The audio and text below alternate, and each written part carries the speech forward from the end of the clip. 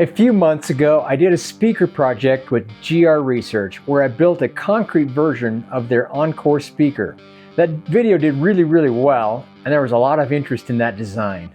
Normally when I make a project, I put the digital files on my website. That way you can buy them and print your own molds, make your own project. But this one was different. This one was special to me. So instead of releasing the files, I started looking into what it would take to make an actual production run of some high quality Concrete Encore speakers. Welcome to Timber West Design, where creative ideas meet smart design for everyday living. Since that last Encore video, I've been working behind the scenes to turn this project into a real repeatable project, not just a one-off experiment. Today I want to give you a clear update on kind of where this production version stands, what I've completed so far, and what's happening next, and the timeline moving forward. One thing that I talked about on that previous Encore video was the possibility of launching a Kickstarter campaign, but I decided against that. I didn't want the constraints of a typical Kickstarter campaign, so instead of crowdfunding, I simply just funded the production myself. That gives me complete control over the quality, the scheduling, and the final result. Here is where my production Encore project stands right now. So first, the cabinet geometry is completely finalized. The internal volume, the curves, the wall thickness, porting, the dampening strategy, it's all locked in. The production tooling is nearly complete. So this is a proprietary long-term tooling designed specifically for consistent manufacturing.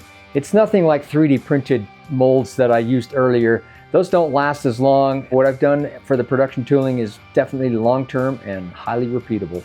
All my measurement data from GR Research is already in, and those measurements guided the final refinements inside the enclosure.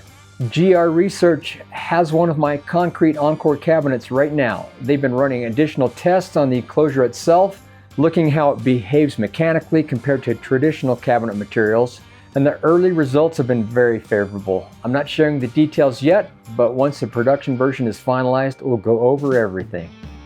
I want to thank this week's sponsor, Pale Blue Batteries. You know, I like nice high-end flashlights, and you know what powers my flashlights? Pale Blue rechargeable batteries. What I like about them is I can take a power bank on the go. There's a USB-C port right on the battery. I can plug it in, charge on the go. Pale Blue batteries, they're awesome. So here's what the next few weeks look like. Next week I get the final parts of the production tooling and I'll start making production cabinets. I'll be choosing which colors will be offered and just kind of working out just the final nitpick details. I'm very nitpicky and the details have to be right. In a couple of weeks, I'm heading over to GR Research to work with Danny. We'll be fine-tuning the Concrete Encore, getting it ready for production, and I've got a really cool new project we're working on that you're just going to love.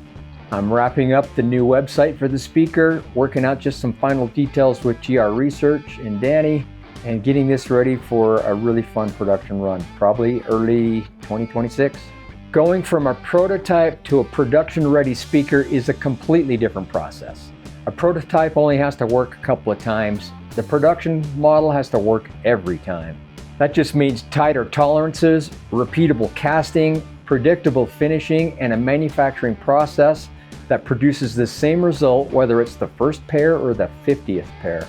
And for me, this isn't about cranking out high-volume production parts.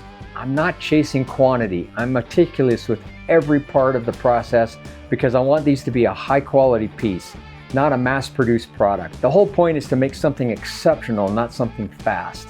So the next update you're going to see on this project will probably be the production castings once the tooling arrives. After that, I'll report on my visit to GR Research and kind of walk you through the steps as the production version comes together. If you want to be in the loop, make sure you join my email list for this project. You can send me an email at info@timberwestdesign.com, and I'll just share the major milestones as they happen. Thanks for following the project, and I'll see you on the next one.